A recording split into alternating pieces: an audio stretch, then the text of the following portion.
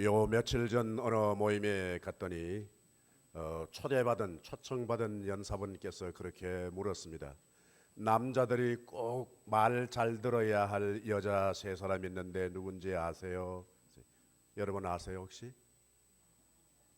예. 또 예. 잘 아시는구나. 여자분들이 어떻게 그렇게 잘 아시나? 예. 그분이 그렇게 말씀을 하셨어요. 남자가 말 잘 들어야 할 세 사람, 엄마 말 잘 들어야 된다. 공감이 가네요. 예. 와이프 말 잘 들어야 된다. 갸우뚱해지네요. 내비게이션의 말, 여자 말 잘 들어야 된다. 그렇구나. 그런 생각을 했습니다.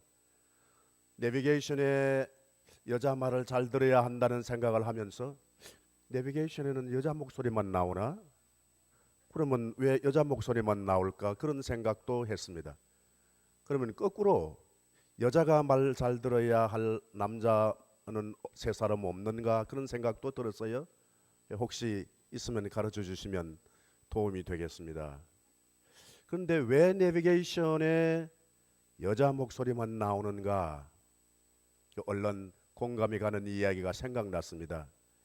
여러분 티베트 공원에 그 히말라야 산맥 그 기슭 그 높은 고지에 골짝골짝을 누비면서 말을 몰고서 때로는 수십 마리 적어도 10마리 이상 된 말들을 단 두세 사람이 몰고 다니면서 협곡을 건너고 때로는 계곡을 로프줄에 말채로 짐 실은 말채로 로프줄에 매달아서 건너가서 몇 날 며칠간 나가서 장사하는 그런 분들도 계시다고 합니다. 일컬어서 마상인데 그 작은 사람이 수십 마리의 말을 몰고 갈 때 맨 앞에 말 어느 말이 맨 앞에 있을까요? 예. 1번 여자 말, 2번 남자 말. 1번 예. 2번 남자들은 손 드셔야 되는데 그렇죠. 예. 그런데 제 생각에는 남자 말을 앞장세울 것 같아요.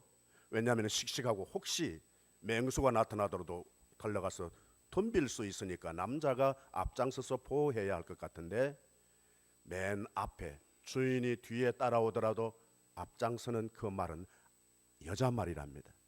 그리고 그 여자 말에는 리본도 달아주고 아주 곱게 치장한답니다.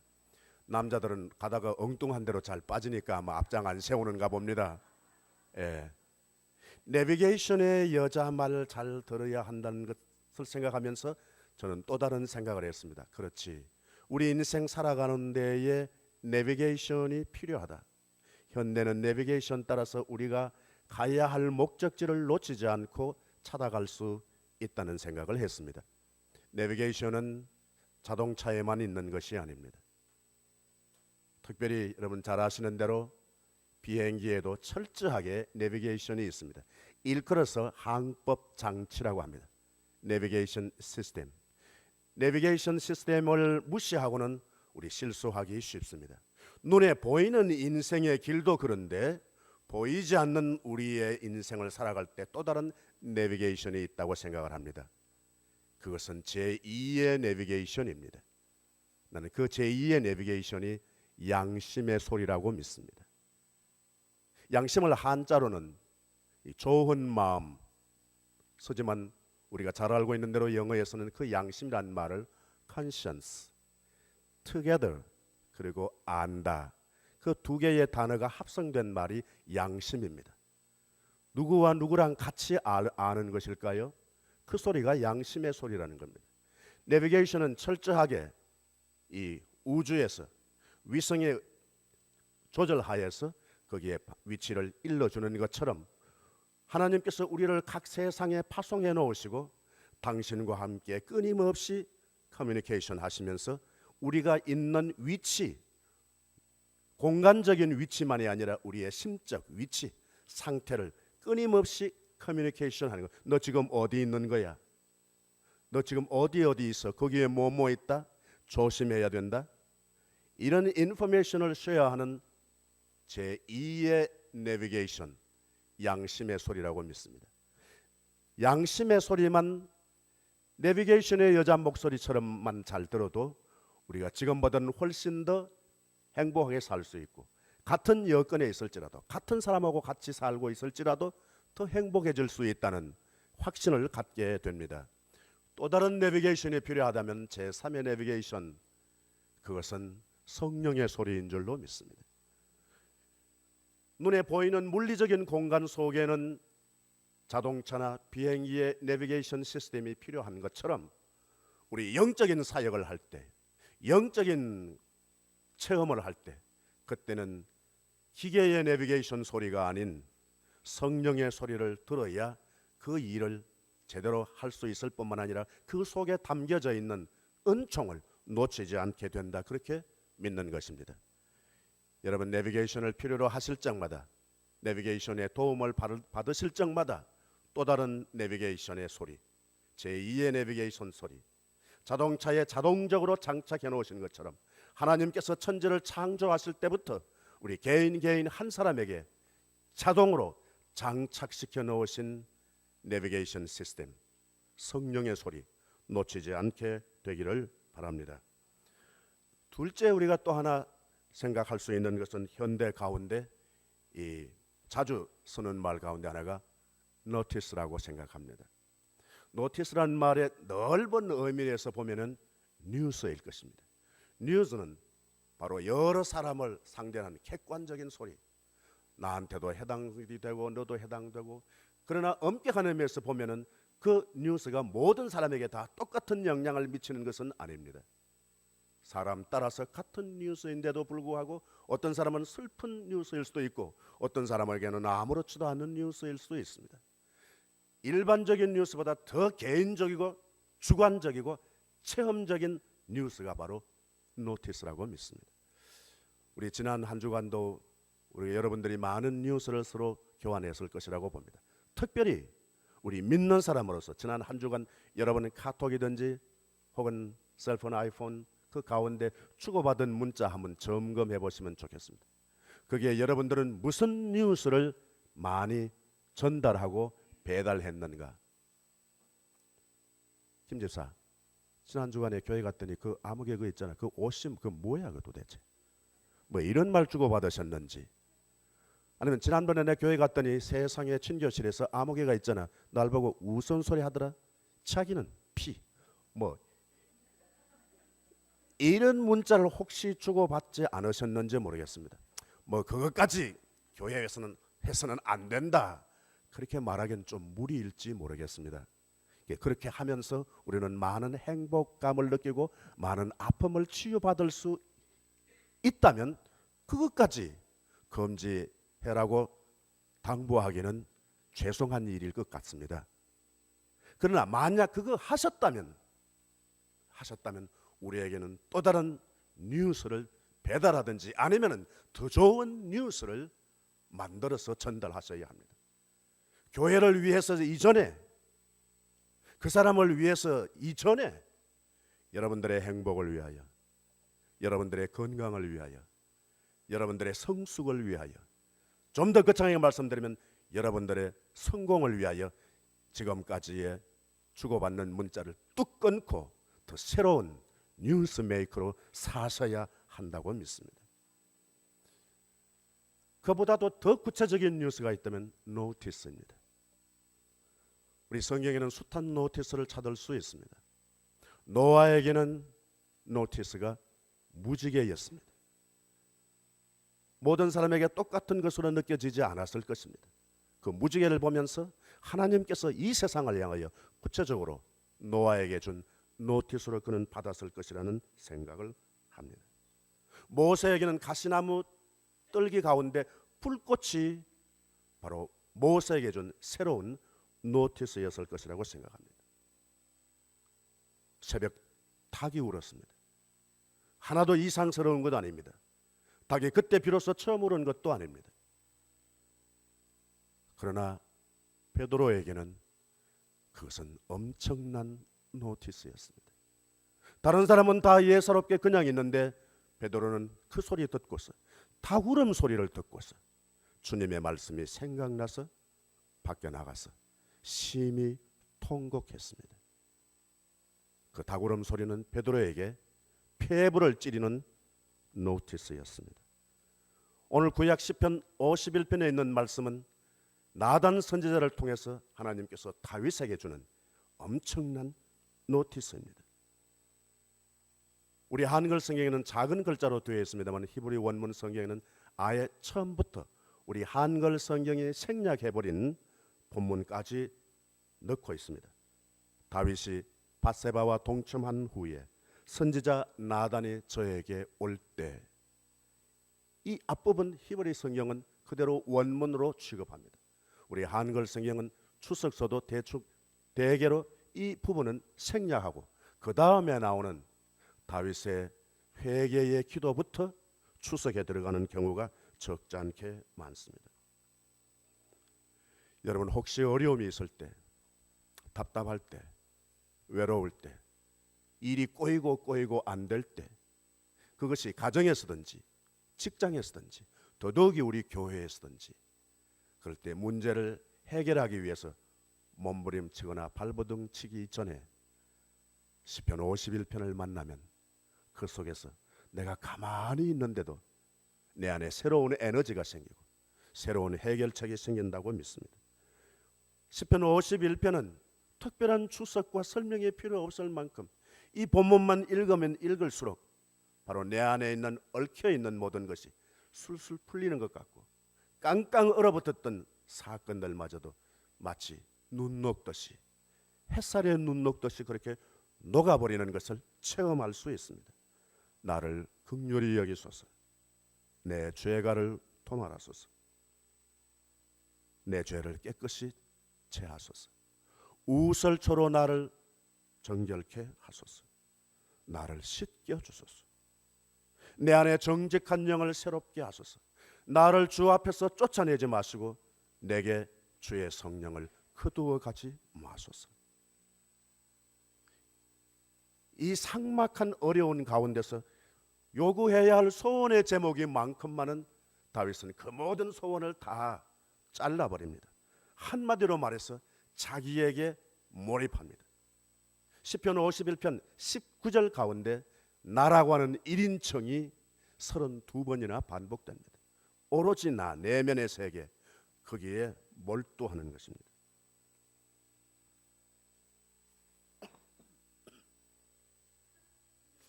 우리는 아픔이 있으면, 일이 어려우면 다른 사람을 향해서 말이 많아집니다. 특별히 패자는 이유가 많고 말이 많습니다. 그러나 승자는, 믿음의 사람은, 기도하는 사람은, 하나님을 만난 사람은 언어가 그렇게 필요하지 않습니다. 자기 내면의 세계로 몰두하기 때문에 그렇습니다. 그렇게 많은 말이 필요가 없다는 말씀입니다. 우리 이미 잘 알고 계시는 대로 오늘 다윗이 나왔지만 다윗과 비교가 되는 인물이 사울입니다. 사울도 하나님의 영을 체험합니다. 다윗도 하나님의 영을 체험합니다. 똑같은 공통점이 있음에도 불구하고 차이가 있습니다. 사울은 하나님의 영을 체험하고서 어려운 일이 있으면, 문제가 있으면 항상 남 탓을 합니다. 남 탓을 합니다. 자기에게 몰두한다면은 자기를 높여달라는 소원이 있습니다. 내가 지금 잘못했지만은 백성들 앞에서 내 체면을 깎지 마시고 나를 높여주세요. 이것이 사울의 소원입니다. 그러나 다윗은 어려운 일이 있을 때 남을 탓하지 않습니다. 사울이 자기를 그렇게 미워하는데도 불구하고 미워하지 않습니다. 우리 같으면은 하나님, 걔 손 좀 봐주세요. 정 아니면 걔 좀 우리 교회 안 나오게 해주세요. 뭐 이런 기도는 상식적으로 하기가 쉽습니다. 그런데 다윗은 사울에 대한 언급을 생략합니다. 사울 탓을 하지 않습니다. 우리는 자기 어려운 일 당할 때 거의가 전부가 다 남 탓이라고 착각하는 경우가 많습니다. 착각 생각하니까 어떤 분이 들려준 말이 생각납니다. 엄마의 착각. 우리 아들 머리는 좋은데 공부 안 해서 성적 떨어진다. 그것도 착각이랍니다.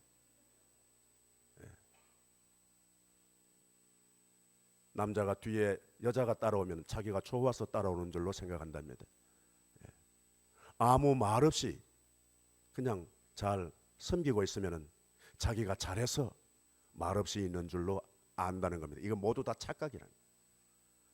잘못한 걸 뻔히 알면서도 하나님을 의지하고 기도하는 사람이기 때문에 말하지 않을 따름이지, 목회자나 교회 리더들이 잘못한 게 없어서 그냥 아멘 아멘 결석하지 않고 잘 출석하고 봉사하는 것이 아니라는 말씀입니다. 사울은 언제나 어려움이 있을 때 남을 물고 늘어지지만 다윗은 끊임없이 자기 내면의 세계로 성찰하는 시간을 갖는다는 것이 차이라고 믿습니다. 지금 여기에 이 나단 선지자가 와서 한 이야기의 내용을 여러분들이 너무나 잘 압니다. 그래서 그 내용은 생략합니다. 이 경우에 있어서도 자기 잘못한 것을 이렇게 뼈저리게 통회할 뿐만 아니라 웬만한 사람 같으면 그 여자를 탓할 수도 있습니다. 뭐라고 탓할까요? 아니 그 여자가 왜 대낮에 왜 앙큼하게 왜 거기서 그 짓을 하고 있어? 이 정도는 우리 할 수 있습니다. 머리가 뛰어나신 분들은 이런 데 아주 기발하게 순발력을 발할 수 있습니다. 나도 잘못했지만 그 여자가 왜 거기 있었냐고. 더 기발한 아이디어를 발휘하면 이렇게 말할 수 있습니다. 만약에 그 여자한테 상대해서 말할 수 있다면 이 멍청한 여자예요. 왜 임신했냐고. 안 했으면 나 탄로 나지 않잖아요. 그냥 넘어갈 텐데. 네 망신 내 망신 아니야? 뭐 이렇게 물을 수도 있지 않을까? 그러나 다윗은 일체 그 얘기를 하지 않습니다. 오로지 자기 내면의 세계의 성찰을 위하여 몰두하는 것입니다. 여러분 얼마만큼 이 다윗이 나단 선지자에 대해서 어떤 감정을 가지고 있는 것인가를 잘 알 수 있습니다. 여러분 이 사람 제가 이름을 소개하면 공통점이 있습니다. 그 공통점이 뭔지 산무와 소밥, 나단 잘 모르시겠죠? 그 다음 이름 되면 금방 아실 거예요. 솔로몬. 이 네 사람의 공통점 뭐예요? 다 같이 공통점.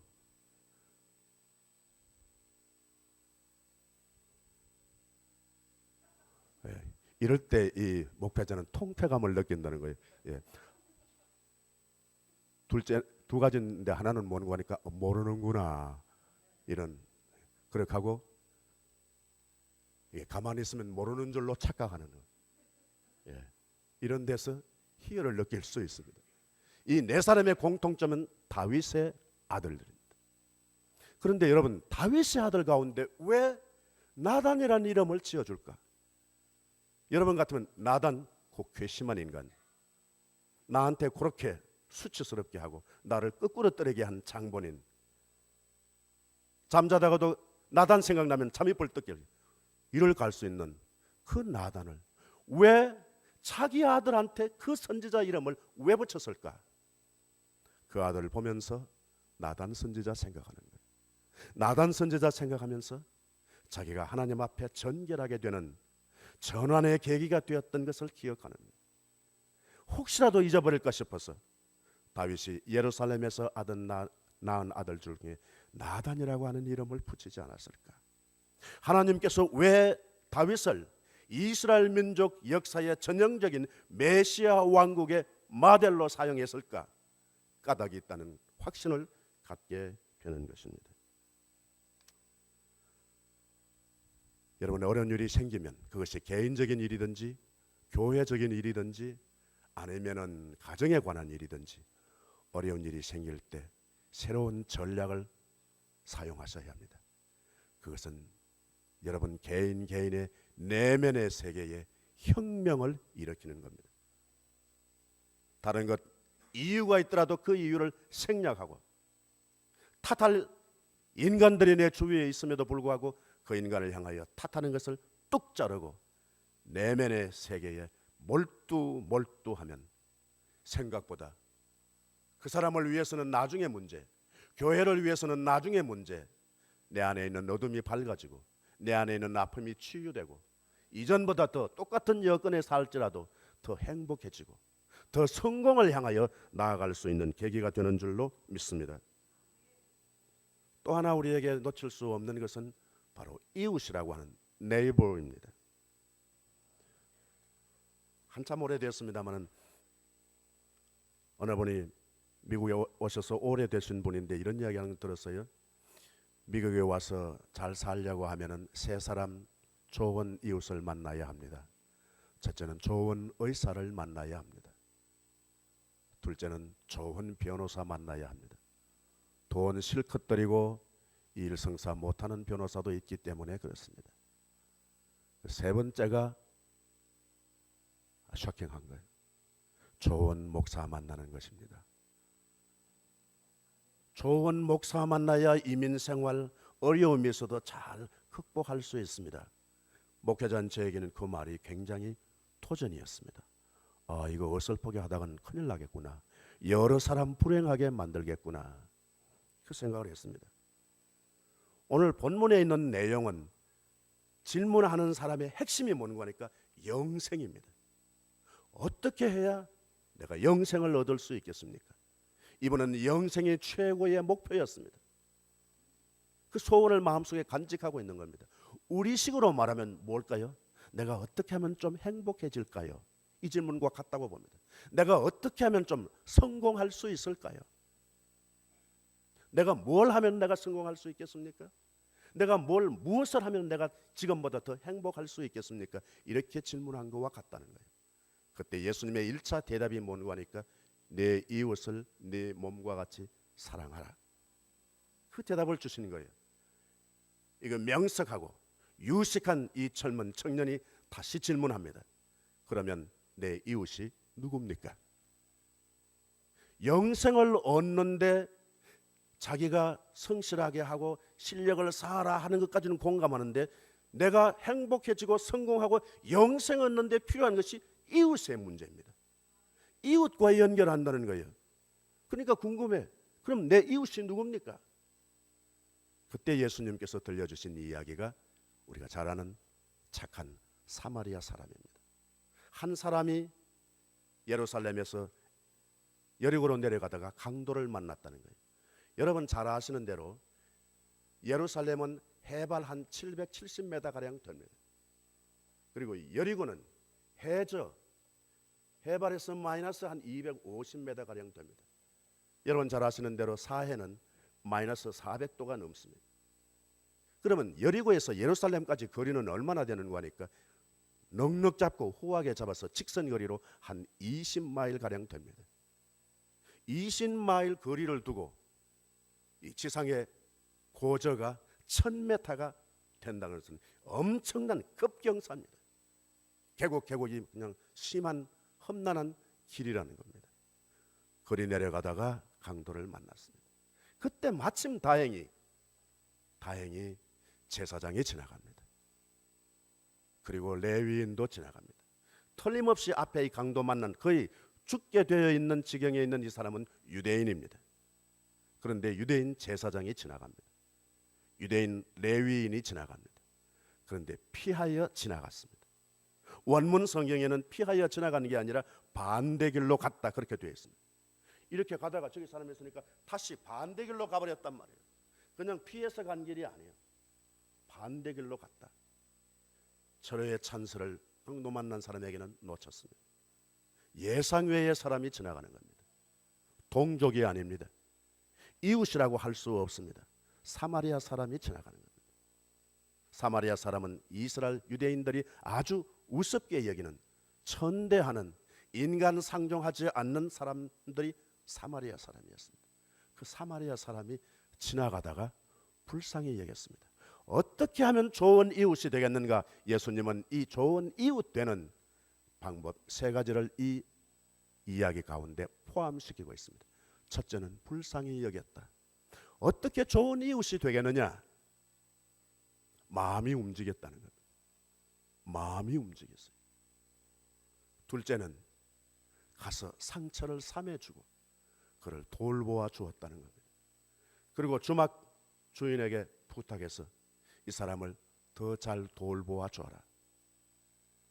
2데나리온은 주면서 내가 가서 다시 돌아올 때 모자라면, 비용이 더 들었으면 내가 다시 주겠다. 돌보아 주었다는 거예요. 몸이 움직였어요. 둘째는. 그렇게 하고 2데나리온을 주었다는 것은 무엇이 열렸다? 지갑이 열렸다. 이것이 좋은 이웃 되는 중요한 요소라는 겁니다. 여러분, 좋은 이웃이 되기 위해서 여러분 1차 마음이 열리셔야 합니다. 그리고 몸이 움직이셔야 합니다. 그리고 더 좋은 것은 지갑이 열려야 합니다. 좀 껄끄러운 방법이다, 그죠? 예. 그러나 저는 이 3가지 하실 수 있으면 더 좋지만, 그래도 초보적인 좋은 이웃 되는 비결은 인사만 잘해도 좋은 이웃이 됩니다. 언제? 특별히 교회에 오셨을 때 인사만 잘해도 좋은 이웃이 되는 첫 발을 내딛는 겁니다. 뭐 특별히 지갑까지 열 필요가 없습니다. 뭐 몸까지 움직이실 필요가 없습니다. 뭐 마음까지 움직이셔도 않아도 괜찮습니다. 이상스럽게 상대방은 잘 속습니다. 말에 잘 속습니다. 내 마음 안 움직이고 지갑 안 움직이고 인사만 안녕하세요 이렇게 해도 그분은 껍벅 넘어가는 거예요. 그분 안에 있는 어둠이 환해집니다. 그분 안에 있던 아픔이 치유됩니다. 여러분, 인사만 잘해도 좋은 이웃이 된다는 겁니다.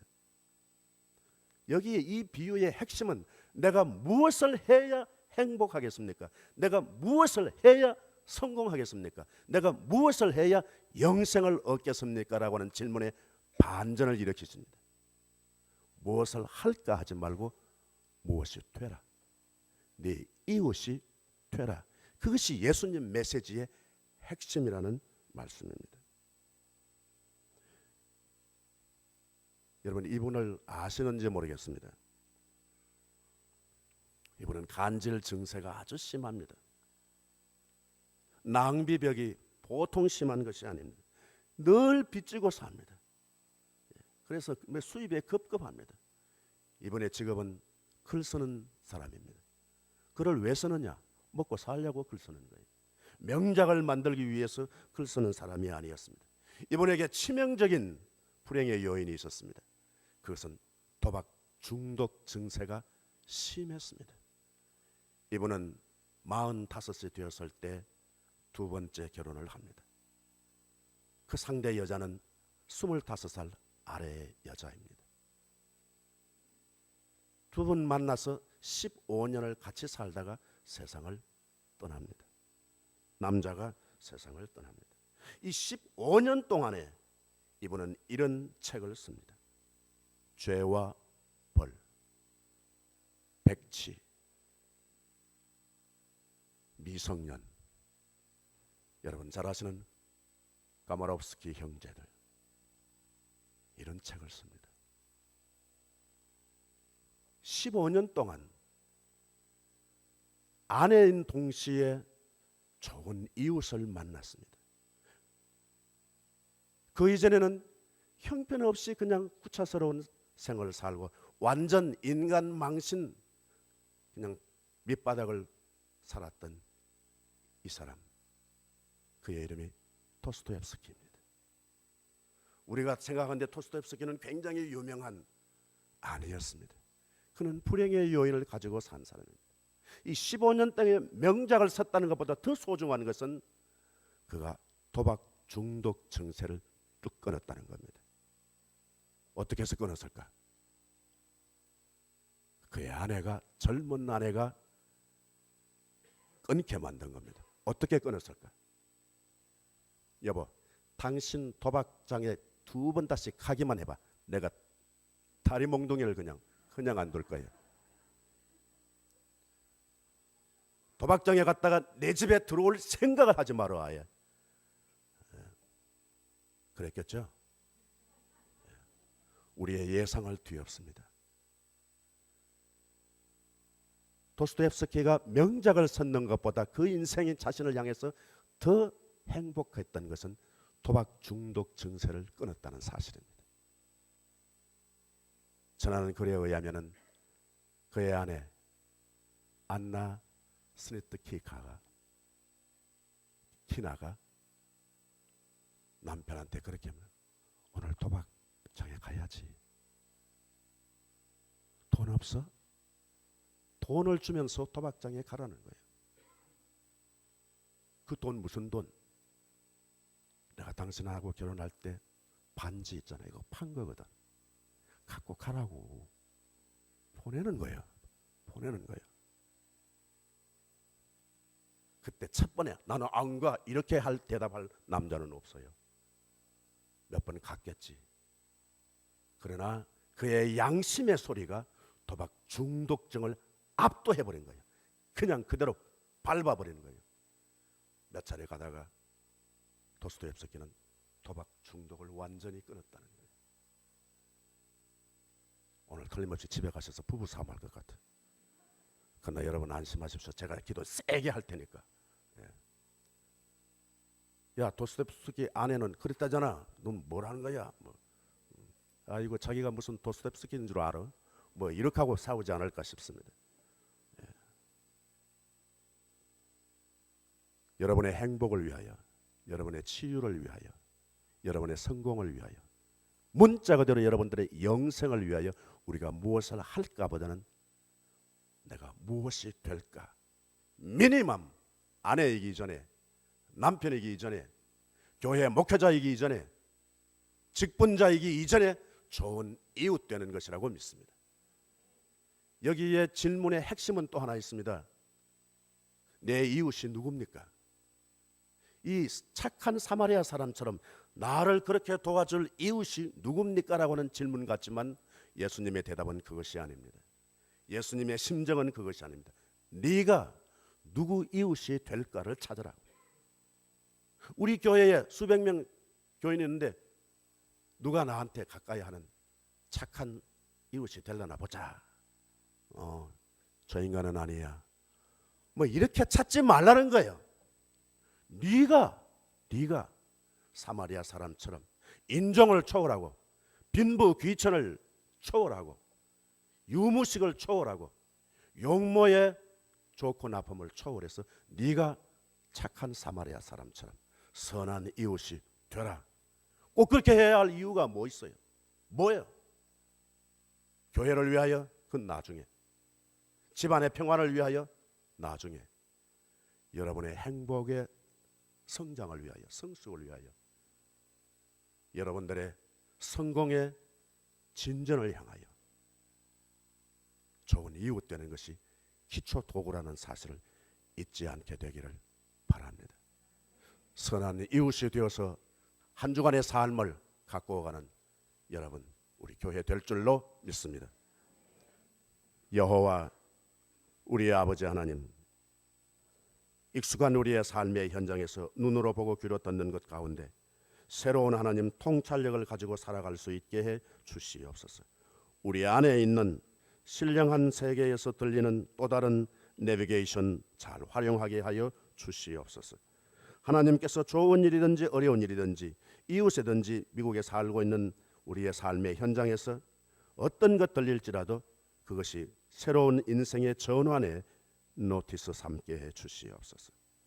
하나님, 우리의 연륜이 더해가면 더해갈수록, 기도를 많이 하면 할수록 우리 주어진 공간과 시간과 만남 속에 착한 이웃 되게 해 주시옵소서.